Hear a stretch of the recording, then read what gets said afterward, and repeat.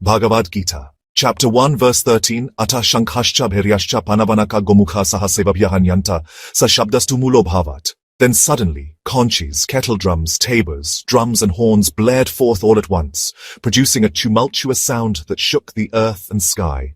In this verse, the battlefield of Kurukshetra erupts with a thunderous symphony of war instruments.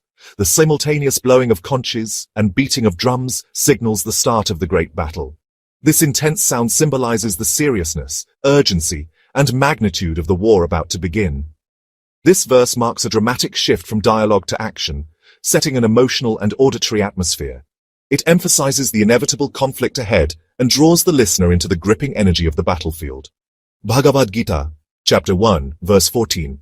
Tata Shveter Hayar Yukte Mahati Syandane Sthito Madhava Pandavashchaiva Divyo Shankha Pradadmatu. Then, Lord Krishna, Madhava, and Arjuna, the son of Pandu, seated in a magnificent chariot drawn by white horses, blew their divine conches. This verse introduces the divine duo, Shri Krishna and Arjuna, as they take center stage. Riding on a grand chariot driven by white horses, their blowing of celestial conches symbolizes not only the readiness for battle, but also the righteousness of their cause. It marks the moral and spiritual strength on the side of the Pandavas. This powerful image sets the tone for the coming spiritual discourse. The conch sound isn't just a call to war, it signals the dawn of divine wisdom and the unfolding of the Bhagavad Gita's eternal message. Bhagavad Gita, Chapter 1, Verse 15. Panchajanyam Hrishikesho Devadatam Dhananjaya Pondram Dadmao Mahashankham Bhima Karma Vrikodara. Hrishikesha, Krishna, blew his conch named Panchajanya. Arjuna blew his own, called Devadatta. And Bhima, the one with mighty deeds and the son of the wind god, blew his enormous conch called Pandra. This verse continues the atmosphere of rising energy before the battle. Each warrior's conch has a name, signifying their heroic identity and divine attributes. Krishna, as the Supreme Lord, Arjuna, the peerless archer, and Bhima, the powerful warrior, announce their readiness. The sound of their conches resonates with power, virtue, and divine authority. The naming of each conch adds symbolic depth. This moment is not just preparation for war, it's the invocation of righteousness and courage. With these divine sounds, the spiritual war for Dharma begins. Bhagavad Gita, Chapter 1, Verse 16. Anantavijayam Raja Kunti Putro Yudhishthira, Nakula Sahadevascha Sughosha Manipushpakau. King Yudhishthira, the son of Kunti, blew his conch named Anantavijaya. Nakula and Sahadeva, the twin sons of Madri, blew their conches Sughosha and Manipushpaka respectively. This verse brings focus to the remaining Pandava brothers. Yudhishthira, known for his unwavering commitment to truth and righteousness, sounds Anantavijaya, symbolizing eternal victory. Nakula and Sahadeva, known for their loyalty and wisdom, contribute their strength with the sounds of Sughosha and Manipushpaka. Together, the Pandava brothers create a harmonious chorus of strength, virtue, and unity. Their conches represent not just battle preparation but the readiness to stand for Dharma with honor and integrity. Bhagavad Gita, Chapter 1, Verse 17. Kashyascha Parameshvasa Shikhandicha Maharatha Drishtadyumno Viratascha Satyakishcha Parajita. The king of Kashi, an exceptional archer, the mighty warrior Shikhandi, Drishtadyumna Virata, and the invincible Satyaki, all blew their conches. This verse introduces more valiant warriors from the Pandava army. Each of them is known for their unique strength and valor. The king of Kashi is famous for his archery, Shikhandi for his fierce resolve, Drishtadyumna as the commander-in-chief, Virata for his bravery, and Satyaki for his undefeated record in battle. Their presence emphasizes the strength and diversity of the Pandava side. Each warrior contributes not only to the army's might, but to the cause of righteousness. Their conch blasts form a thunderous declaration of unity and readiness. Bhagavad Gita, Chapter 1, Verse 18. Drupado Draupadiyascha Sarvasha Prithivipate Sobhadrashcha Mahabahu Shankhandadmu Prithak Prithak. O king, Drupada, the sons of Draupadi, and the mighty armed Abhimanyu, the son of Subhadra, all blew their conches separately from different directions.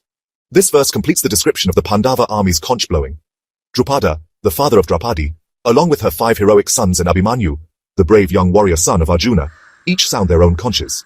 The coordinated blasts from every corner symbolize complete preparedness and the righteous unity of the Pandava forces. With each noble warrior announcing his presence, the atmosphere is charged with energy and anticipation. It's more than the sound of war. It's a harmonious call of Dharma echoing across the battlefield. Bhagavad Gita, Chapter 1, Verse 19. Sagosho Dhartarashtranam Hridayani Vyadarayatnabhascha Prithivim Chaiva Tumulobhyanunadayan. That tremendous sound echoed through the sky and earth and shattered the hearts of Dhritarashtra's sons. The united blast of the Pandavas' conches wasn't just noise, it was a declaration of righteous strength. The sound was so intense and overwhelming that it struck fear into the hearts of the Kauravas. The sky and earth themselves seemed to resound with the mighty vibration, signaling the gravity of the war about to unfold. This verse shows the emotional impact of unity, righteousness, and divine strength. The Pandavas' confidence and Dharma-driven courage send tremors through their adversaries, even before a single weapon is raised. Bhagavad Gita, Chapter 1, Verse 20. Atha vyavasthitan drishtva dhartarashtran kapidhvaja pravritte shastra sampate dhanurudyamya pandava hrishikesham tada vakyam idamaha mahipate. At that time, Arjuna, whose chariot bore the emblem of Hanuman, seeing the sons of Dhritarashtra arrayed and about to begin the battle, lifted his bow and spoke these words to Lord Krishna, O king. As the warriors stand in formation and the conch shells still echo across Kurukshetra, Arjuna, bearing the symbol of Hanuman on his chariot, prepares to engage. But before the first arrow is loosed, he turns to Krishna, his charioteer and divine guide. A crucial dialogue is about to begin, marking the transition from external war to the inner battle of the soul. This verse sets the stage for the sacred teachings of the Bhagavad Gita. It's not just a battlefield, it's a spiritual journey, and Arjuna's questioning begins the timeless conversation with the divine. Bhagavad Gita, Chapter 1, Verse 21. Arjuna uvacha senaya ubhayor madhya ratam stapaya mechuta. Arjuna said, O Achyuta, Krishna, please place my chariot between the two armies. At this intense moment, Arjuna makes a heartfelt request to Krishna to position the chariot in the center of the battlefield. He wants to see with his own eyes those he must fight. This is not just a tactical move, it's the beginning of deep reflection. Arjuna is about to confront not only his enemies, but his own values, duties, and emotions. This verse marks a turning point. It shows Arjuna's desire to pause and observe, to understand the full weight of the battle, not just physically, but emotionally and spiritually. It's the first step toward the profound wisdom that the Gita unveils. Bhagavad Gita, Chapter 1, Verse 22. Yavadetan niriksheham, yodukaman avasthitan karmaya saha yodhavyam asmin rana samudyame. Let me see those who have come to fight, desiring to please the evil-minded son of Dhritarashtra. Let me observe with whom I must engage in this great battle. Arjuna wishes to carefully observe those who stand ready to fight for adharma, unrighteousness, those who have joined Duryodhana's cause. He's not just preparing for combat, he is seeking clarity. Before raising his bow, he wants to understand the true nature of his opponents and the moral implications of fighting them. This verse shows Arjuna's inner conflict beginning to stir. He's no longer just a warrior, he's becoming a seeker. This desire to see is symbolic of his quest for truth, justice, and understanding in the chaos of war.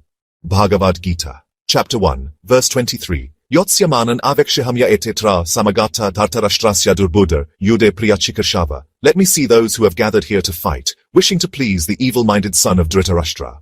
Arjuna continues his request to Krishna, asking to observe the warriors assembled to support Duryodhana. He refers to Duryodhana as Durbudhi, ill-intentioned or evil-minded, showing his disapproval of the unjust cause. Arjuna seeks to understand who would willingly support such a path of adharma, unrighteousness. This verse deepens Arjuna's emotional and moral conflict. It isn't just about enemies anymore. It's about the people he may know, respect, or even love, who now stand on the wrong side of Dharma. The inner turmoil that will soon paralyze him begins here.